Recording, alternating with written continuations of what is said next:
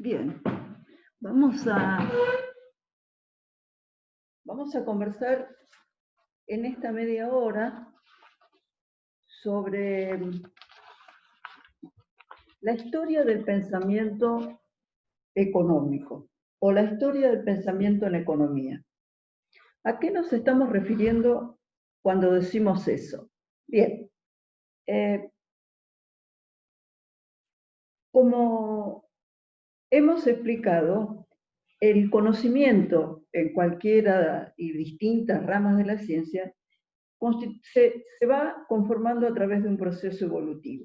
Quiere decir que cuando hablamos de historia del pensamiento sobre economía, nos estamos refiriendo a quiénes pensaron, qué ideas pensaron, qué sistemas teóricos elaboraron con estas ideas, qué respuestas dieron a los problemas económicos, qué problemas económicos consideraron, cuáles sí, cuáles no, cuáles son los nombres y las épocas de estos pensadores.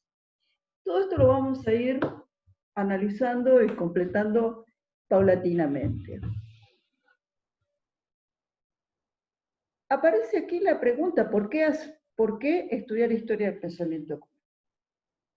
¿Por qué dedicar parte de la materia de economía política a la historia del pensamiento económico? Bien, se trata de una decisión metodológica, una decisión académica, que tiene que ver con la formación y el proceso de conocimiento para ustedes, para los estudiantes. Existen dos maneras de aproximarnos al estudio del pensamiento económico. Suponer que este pensamiento ha evolucionado de una manera acumulativa, destruyendo errores que teorías más viejas habían cometido y sustituyendo estas teorías erróneas por teorías o formulaciones más correctas. Esto nos conduce a un problema epistemológico, a una cuestión epistemológica muy importante y muy de fondo, que es precisamente cómo evolucionan las ciencias, cómo evoluciona nuestro conocimiento. Y el conocimiento es lo que nos distingue, lo que nos constituye como especie. Lo hemos dicho en los videos anteriores, la especie humana tiene como una de sus rasgos distintivos la evolución, evoluciona en su conocimiento, tanto de sí mismo como de la realidad que los rodea. Esto es un proceso histórico que vamos a seguir describiendo. Pero se podría decir que desde algunas perspectivas el conocimiento avanza de una manera acumulativa lineal, es lo que mencionábamos recién, es decir, surgen algunas ideas, estas ideas quedan, después son perfeccionadas, pensemos cómo podría suceder este proceso o darse este proceso en otras ciencias, como las ciencias naturales o en la matemática. Y también están las ideas de Kuhn y los paradigmas científicos, donde la ciencia va evolucionando a través de rupturas, de procedimientos de aparición de novedades que surgen a partir de ideas que producen un cambio fundamental, un cambio en toda la estructura del pensamiento. Por ejemplo, podríamos pensar que la teoría de la relatividad de Einstein produjo un cambio de paradigma en todo, en la física. Bien, algo de todo esto, estos fenómenos de una manera u otra están todos presentes cuando iniciamos la observación de la historia del pensamiento sobre economía o sobre los problemas económicos. Lo que queremos insistir aquí es que sobre algunas cuestiones, hacer algunas aclaraciones importantes. En principio, no se trata de aproximarse al pensamiento económico con este criterio de verdadero o falso. Hay ideas que son verdaderas, ideas que son falsas, ideas que quedan obsoletas. Se trata de un proceso mucho más complejo y más dinámico. Por otro lado, hay un concepto que deberíamos tener muy presente y que está relacionado con el tema fundamental de definición de nuestra forma de abordar esta materia de economía política, que es el concepto de corriente hegemónica de pensamiento o pensamiento hegemónico en una ciencia. Esto en las ciencias sociales asume una importancia muy especial, muy particular, es muy, muy, muy significativo, porque fíjense ustedes qué interesante, hay en las ciencias disputas de poder, como los criterios para determinar el carácter relativamente falso o relativamente cierto de determinados conceptos, el carácter acertado o no de un sistema teórico. Estas cuestiones son sumamente complejas. Entonces, pareciera que toda esta discusión se produjera a un nivel estrictamente de las ideas, como si fuese una discusión, una mera discusión de ideas. Pero en realidad no es así, en realidad no es así. En todas las ciencias sociales, en la sociología, en las ciencias políticas, en la historia, en todas las ciencias sociales hay disputas en el campo de las ideas que son disputas de poder, que son disputas de intereses que están ubicados en el sistema social concreto. Entonces, digámoslo de otra manera, los desequilibrios, las desigualdades, las inequidades en las estructuras sociales y de poder se manifiestan en el campo de las ideas. Y en este campo de las ideas se producen estas disputas. Y estas disputas, generalmente, estas controversias, generalmente se caracterizan o vienen acompañadas por lo que se denominan periodos de hegemonía o de predominio de determinado sistema teórico. ¿En qué consiste esto? Bien, durante un periodo de tiempo que puede durar décadas, son décadas en general, lo vamos a ir precisando, un sistema teórico, un conjunto de ideas con su basamento, su origen, su fundamento en la historia, en la situación social, en la situación política, se transforma en predominante, ejerce un predominio sobre otras formas de pensamiento, de otras corrientes, en este caso de economía. Y se instala esta forma de pensamiento como hegemónica. ¿Qué quiere decir entonces hegemónico? Bueno, único, verdadero. En ese sentido lo estamos diciendo. Pensamiento verdadero, pensamiento único frente a otras más válido, con mayor validez que otras corrientes de pensamiento.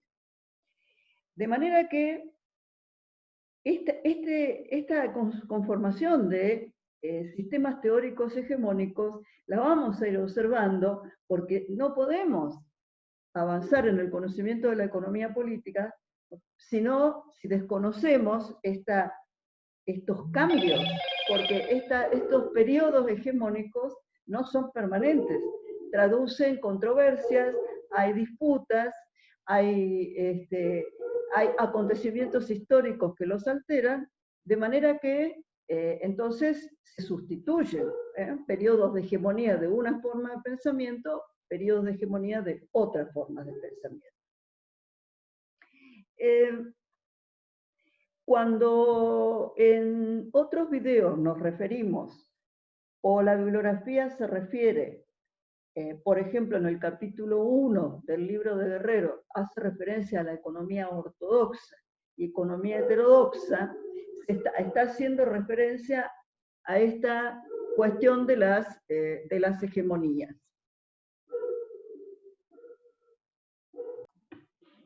Entonces aparece una palabra, en inglés, la palabra mainstream, que quiere decir corriente principal. Stream es algo así como una corriente y main es fundamental, principal. Se habla de la economía mainstream para referirse precisamente a aquella economía que desde hace décadas se ha instalado o ha instalado su paradigma, su sistema teórico como hegemónico. Nosotros vamos a discutir sobre esta economía mainstream, vamos a analizar aspectos que tienen que ver con su hegemonía y por qué se constituye, y vamos a presentar otras alternativas. Esto no fue siempre así. Por ejemplo, a mediados del siglo XIX, 1848, había un economista inglés, John Stuart Mill,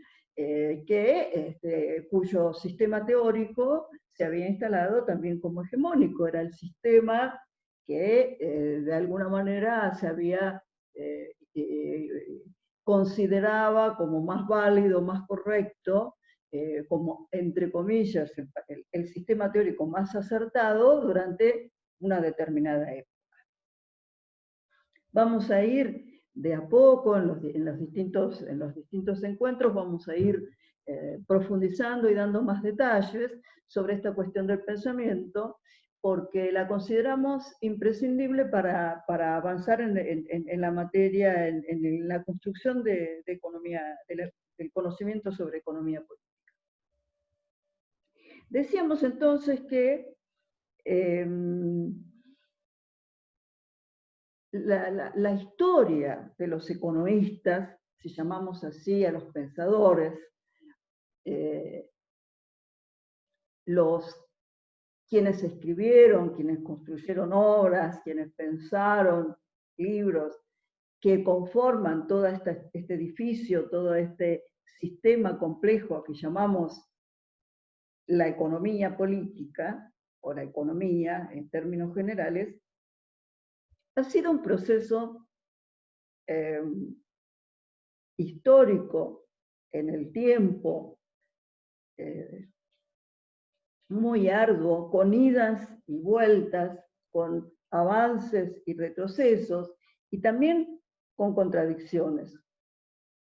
Y no debemos ver este proceso como un proceso parecido a algo así como un sistema de selección darwiniana donde bueno, se disputan las ideas, una idea triunfa porque es la idea, la verdadera, y se instala. No es así. Se trata más bien de, como hablábamos, de procesos de construcción de hegemonía y que están definidos también por una cantidad de acontecimientos históricos. Bien, entonces,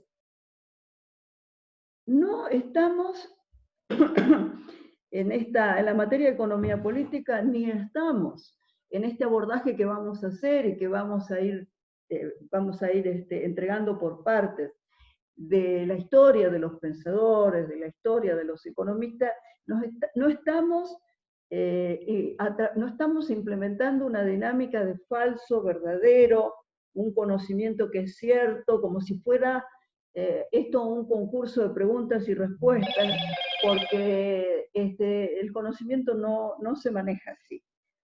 Ya hemos conversado en otras oportunidades y en los distintos cursados que en esta materia lo que se busca es promover la autonomía del estudiante, generar una personalidad con características dinámicas. Queremos un estudiante que piense, que busque, que recorra la bibliografía, que tenga sentido crítico, que se formule preguntas. Esta es la dinámica. No estamos buscando una relación de falso-verdadero, como si yo fuera, digamos, Susana Jiménez en un programa y ustedes me dicen tal cosa, yo digo, correcto. No, no es así. Aunque esto sea medio cómico, sirve para darnos cuenta de lo que no es así.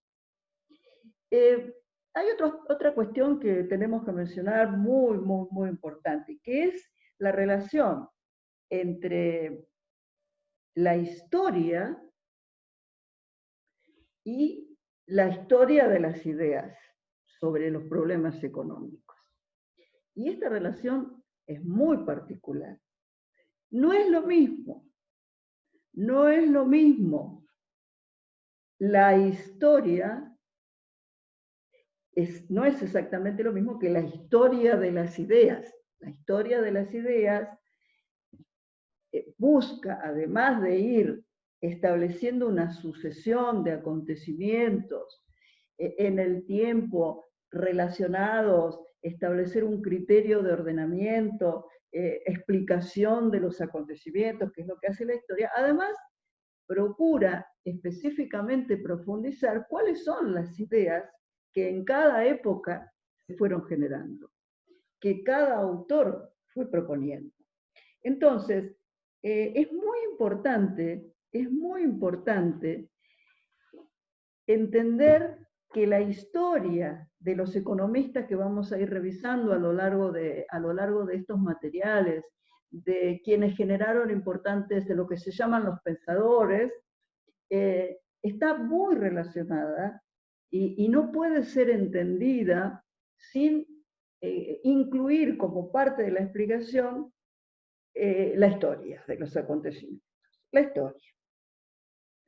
De manera que, a diferencia de, más que esta distinción epistemológica entre esta teoría sí es válida, esta no es válida, nos interesa mucho insistir en esta conexión, en esta relación entre ideas e historia.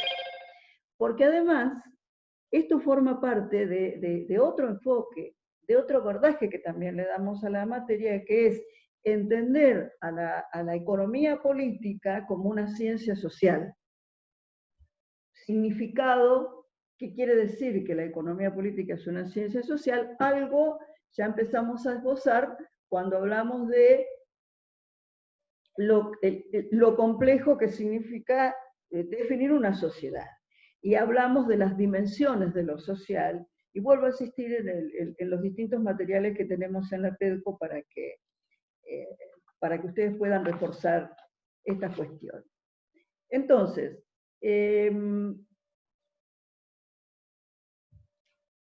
hay algo relacionado también que tiene que ver con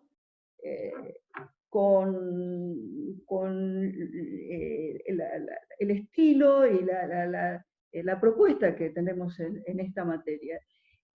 Así como estamos pretendiendo presentar la economía política no como un conjunto de ideas que son la verdad absoluta, sino que la estamos presentando como una trayectoria histórica de grandes controversias en cuanto a definir los objetos de estudio y definir los problemas teóricos y dar respuesta a esos problemas teóricos, así como estamos definiendo esta manera, este abordaje, no el abordaje único y lineal, queremos plantear la diferencia porque probablemente ustedes, y ojalá sea así, van a tener acceso o tienen acceso a distintos materiales. La diferencia entre lo que se denominan los manuales de economía, textos de economía que funcionan como manuales, y lo que son las obras originales de economía, que son las obras que escribieron los grandes pensadores, capaz que hace 100, 200 años o más. Entonces, Nosotros tenemos en nuestra bibliografía, intentamos ser, digamos, ser coherentes con esta propuesta de cursado que llevamos adelante. Y en este sentido, si bien incluimos algunos textos de manuales, procuramos que estos manuales sean aquellos que tienen el mayor sentido crítico posible, o sea, que abordan los acontecimientos, las ideas o los sistemas teóricos no con un criterio de verdad absoluta, sino con el mismo criterio evolutivo que hemos mencionado, y también hacemos alusión a lo que son las obras. Ahora, claro, las obras originales, como en cualquier ciencia social, en cualquier ciencia, son difíciles de abordar. Son difíciles de abordar, son trabajosas, pero enriquecen mucho más el proceso de conocimiento que muchos manuales. De manera que ustedes tengan presente esta diferenciación, tanto como cuando leen la bibliografía que tenemos en la PEDCO para todos y para que ustedes consulten y compartan y anoten sus dudas para hablarlas con nosotros, sino con cualquier bibliografía o manual que se encuentre.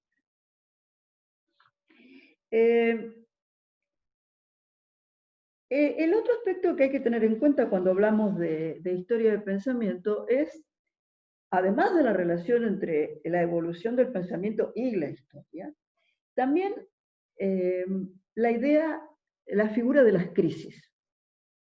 Estas crisis de distinto tipo, pueden ser crisis históricas, crisis económicas, crisis culturales, crisis sociales. Son acontecimientos donde las fuerzas de evolución de la dinámica social se combinan de manera tal que generan una situación de inestabilidad que sitúa a los a los sistemas en una posición de cambio. Es decir, crisis y cambio, crisis y cambio, crisis y cambio. Entonces, cada vez que hay crisis económica, y vamos a ir avanzando a lo largo de la materia, hay crisis y cambios en las teorías económicas. ¿No? Hay crisis y cambios en las teorías económicas. Vamos a dar un ejemplo. Este año, 2020, que es un año particularmente particular por la pandemia a escala mundial y la crisis económica que el cese o la reestructuración de actividades necesariamente va a sobrevenir, va a significar un cambio importante y seguramente va a habilitar un conjunto de nuevas teorías. También queremos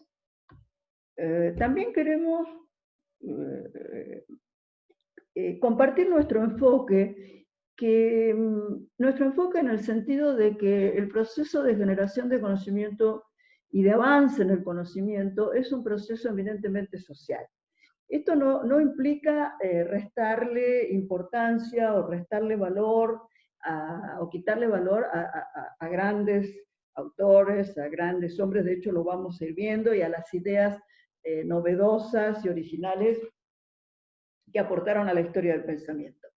Pero hay un proceso de construcción social de las ideas, y hay un proceso de construcción social de las ideas en economía. Entonces, recordemos, para resumir, relación con la historia, relación con las crisis, relación con los procesos sociales. Este es el abordaje que hacemos. ¿Qué vemos cuando vemos la historia del pensamiento? Vemos distintas teorías, podríamos decir. ¿Qué son las distintas teorías? ¿Qué es una teoría? Bien, no vamos. ¿Qué es una teoría económica o una teoría sobre un problema económico? Esta es una pregunta especial para que ustedes la registren, la piensen y la discuten. Porque no es un concepto, es un concepto que lo vamos a ir trabajando, pero no es un concepto fácil, ni tampoco, y también admite diversas interpretaciones. Entonces,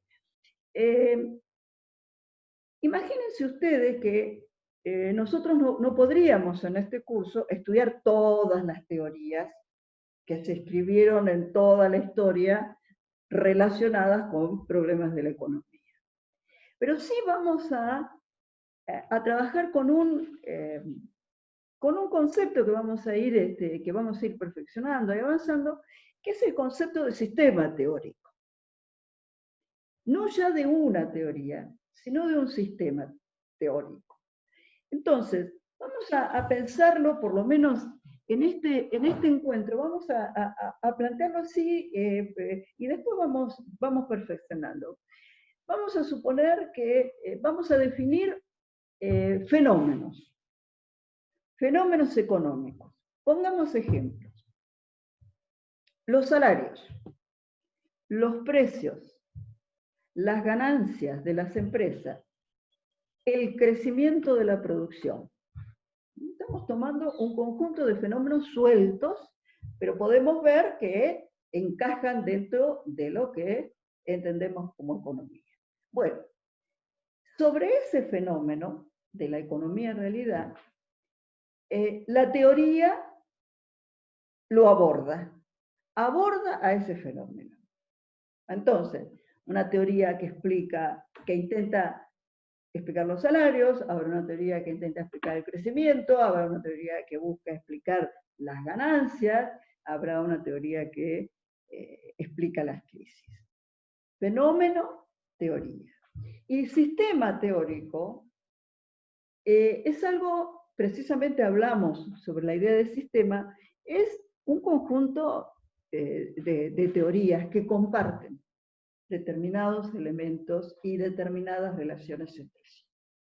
Entonces, no vamos a estudiar teorías sueltas, sino que vamos a presentar en este curso a ustedes sistemas teóricos, lo que entendemos que son los sistemas teóricos más importantes, y las ideas principales que estos sistemas teóricos proponen para el análisis.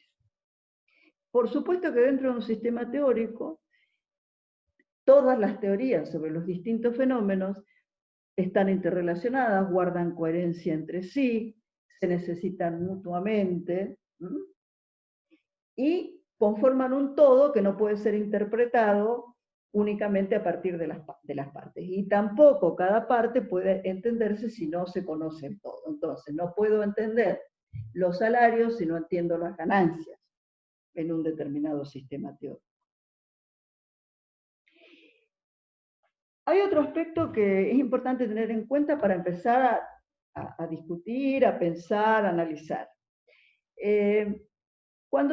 La teoría podría pensarse así en una primera idea. Bueno, vamos a decir que la teoría es una explicación para los fenómenos. Definimos fenómenos y la teoría explica los fenómenos. Ahora, ¿todas las explicaciones son iguales? No. Obviamente hay distintas maneras de explicar las cosas.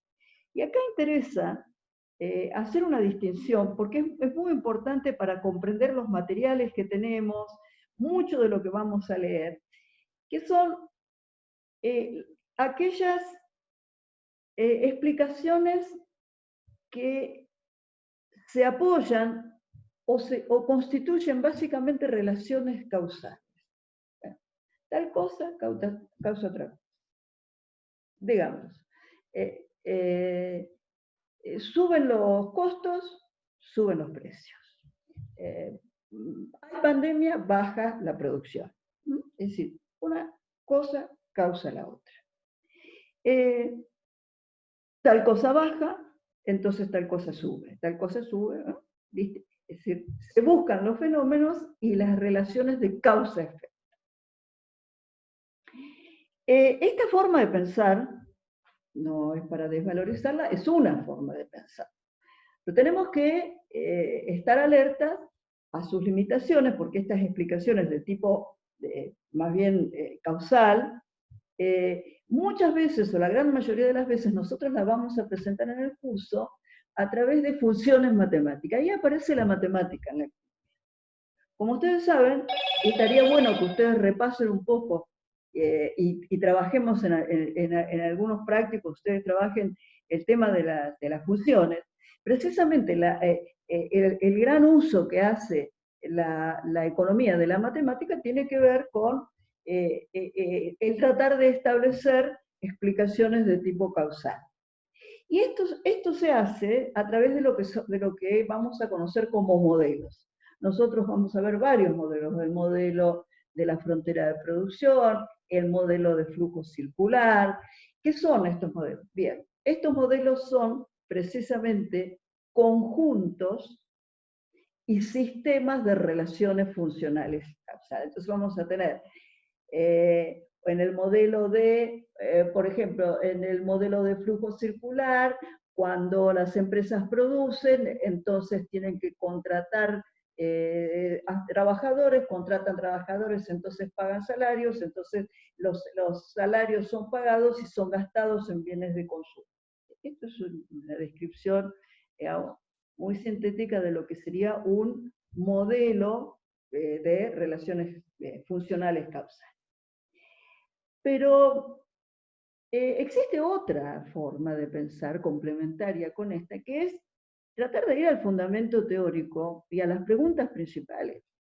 Entonces, decimos, bueno, está bien, si aumenta la producción, hay que contratar trabajadores, entonces van a aumentar los pagos de salario. ¿Pero qué son los salarios? ¿Qué es la producción? ¿Qué son los precios? Entonces, si ustedes analícenlo y van a ver que son distintos los planteos. Una cosa es trabajar en un esquema de razonamiento donde yo digo, si sucede A, entonces va a suceder B. Si hay viento, entonces se mueven los árboles. ¿No? Es decir, relaciones funcionales. Y hay otro nivel de explicación más profundo que tiene que ver con un sentido más fundamental de lo teórico. Es el que vamos a tratar de aportar en el curso. Y bien, para finalizar este video, nosotros estamos siguiendo, y les recomiendo, y vamos a poner el material en la PEDCO, una serie de clases de historia del pensamiento de Axel Kicillof en sus clases de la Universidad de Buenos Aires de licenciatura en Economía. Por supuesto que no en toda la extensión y en todo el detalle, pero sí, sí vamos a poner algún material. Y culminamos con 4 sistemas teóricos que se pueden identificar a lo largo de la historia del pensamiento. Un sistema teórico clásico, un sistema teórico que se considera o que se denomina clásico, un sistema teórico clásico, o a veces decimos escuela clásica de pensamiento sobre economía, que es aquel sistema de ideas que tuvo hegemonía entre, digamos, 1780, 1700, mediados del siglo XVIII hasta casi finales del siglo XIX. Ahí, a finales del siglo XIX, se produce un gran quiebre en la economía, por eso empezamos ya a describir la evolución de las ideas. Por un lado, el surgimiento del marxismo, y por otro lado, el surgimiento de lo que se dio, o se da a llamar, la revolución marginalista, la economía neoclásica, la economía ortodoxa o la teoría económica en sentido estricto, o la economía, como diría Guerrero. Toda esta terminología la vamos a ir reafirmando y aclarando.